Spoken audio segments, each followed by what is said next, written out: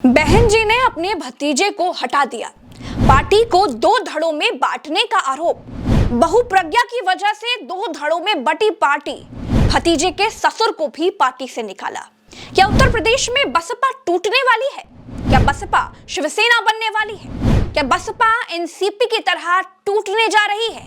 क्या आकाश आनंद अब नई पार्टी बनाएंगे? दोस्तों, बहन जी के परिवार के भीतर भयंकर तूफान चल रहा है। ये बिल्कुल साफ हो गया है कि आकाश आनंद और उनकी ससुराल से बहन जी के रिश्ते बहुत ज्यादा खराब हो चुके हैं।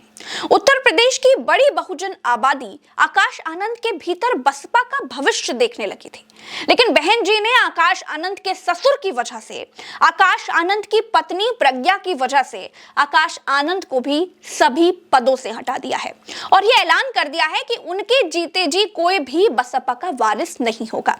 तो दोस्तों, क्या उत्तर प्रदेश में बसपा अब दो धड़ों में बट जाएगी? आज मैं इस पर बात करूंगी और आपको बताऊंगी कि अगर नई बसपा आकाश आनंद के नेतृत्व में बनी तो उत्तर प्रदेश में भारतीय जनता पार्टी का सत्ता में वापसी करना मुश्किल हो जाएगा। चलिए वीडियो को शुरू करते हैं। तो हुआ ये कि बहुजन समाज पार्टी की प्रमुख मायावती ने अपने भतीजे आकाश आनंद को पार्टी के राष्ट्रीय समन्वयक समेत सभी अहम पदों से हटा दिया है। उनकी जगह पर उनके पिता आनंद कुमार और रामजी गौतम को राष्ट्रीय समन्वयक घोषित कर दिया है। मायावती ने कहा है कि अहम फैसले वो खुद लेंगी। मायावती जी ने यह भी कहा कि जब तक वो जिंदा रहेंगी तब तक उनका कोई उत्तराधिकारी नहीं होगा। बहन जी ने यह भी कहा कि उनके लिए पार्टी पहले है और बाकी के रिश्ते नाते बाद में। 2019 में बहन जी ने आकाश आनंद को पार्टी का राष्ट्रीय समन्वयक बनाया था और अपने छोटे भाई यानी कि आकाश के पिता आनंद कुमार को बीएसपी का उपाध्यक्ष बनाया था। दोस्तों, अपने भतीजे को सभी अहम पदों से हटाने के फैसले को सही ठहराते हुए मायावती जी ने बीएसपी के संस्थापक कांशीराम का हवाला दिया है।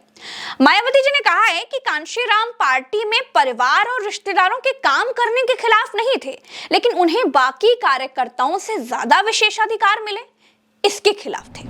बहन जी ने आकाश आनंद के ससुर को बनाया विलेन। बहन जी ने कहा, आकाश आनंद को सभी पदों से हटा दिया गया है और उनके ससुर अशोक सिद्धार्थ को पार्टी से निकाल दिया गया है।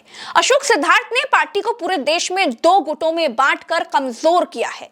बीएसपी ने कहा है कि अशोक सिद्धार्थ को पार्टी से बाहर निकालने के बाद यह देखना होगा कि उनकी लड़की यानी आकाश आनंद की पत्नी प्रज्ञा पर इसका क्या असर पड़ता है और यह भी देखना होगा कि पत्नी का प्रभाव आकाश पर कितना पड़ता है, जो कि अभी तक पॉजिटिव नहीं दिख रहा है। बहन जी साफ कहती हैं कि आकाश आनंद के खिलाफ जो भी कार्रवाई की गई है उसकी जिम्मेदारी उनके ससुर अशोक सिद्धार्थ की बनती है। बीएसपी के मुताबिक अशोक सिद्धार्थ के कारण पार्टी का तो नुकसान हुआ ही है, आकाश आनंद का राजनीतिक करियर भी खराब हो गया है। मायावती जी ने यह भी कहा कि अशोक सिद्धार्थ से मिले सबक के बाद आनंद कुमार ने अब अपने बच्चों का रिश्ता गैर राजनीतिक परिवार में जोड़ने का फैसला कर लिया है ताकि बीएसपी के आंदोलन पर नकारात्मक असर न पड़े। दोस्तों, अशोक सिद्धार्थ मायावती के लिए कोई अनजाने नहीं हैं। अशोक सिद्धार्थ मायावती के वफादारों में रहे हैं। अशोक सिद्धार्थ को बीएसपी में मायावती के बाद दूसरी पंक्ति के अहम नेताओं के रूप में देखा जाता था। मायावती ने अशोक सिद्धार्थ को राज्यसभा भी भेजा था और दक्षिण भारत में पार्टी के विस्तार की जिम्मेदारी भी दी थी। मायावती जी से संबंधों में भरोसे के कारण ही मार्च 2023 में अशोक सिद्धार्थ की बेटी प्रज्ञा और आकाश आनंद की शादी हुई थी।